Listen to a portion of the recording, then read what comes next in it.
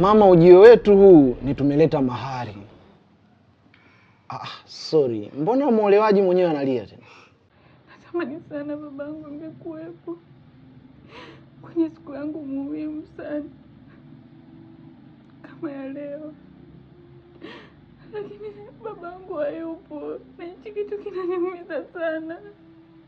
Mama, samani, kwani baba yake yuko wapi? Kusema kweli babake alishafariki toka muda mrefu sana, na mimi mwenyewe natamani sana mume wangu angekupa shuhudia jambo la mtoto wake. Hapana, babake hajafa, yuko hai na nimekuja naye. Mzee Sani, ingia.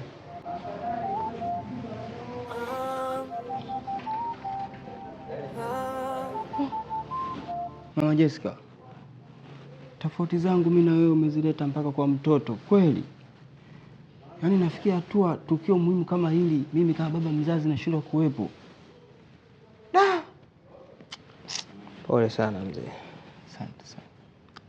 Dadangu, nisikize kwa umakini. Mimi kama mjomba wa Jessica sijafurahia na tabia yako. Haiwezekani usimame mbele ya hawa wanaooa kwenye familia yako na unasema kwamba baba wa Jessica ameshafariki wakati babake yuko hai. Unajenga picha gani?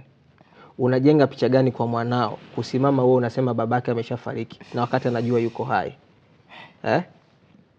Yaani tofauti zako wewe na mume wako zimnyime raha mwanao, zimfanye mwanao aishi bila amani.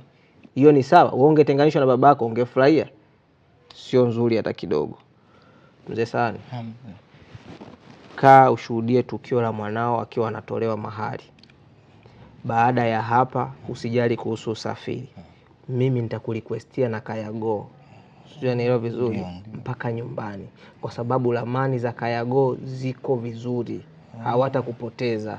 Moja kwa moja mpaka nyumbani utafika. Sawa mzee? Asante sana. Asante sana. Haya, kakae na binti yako.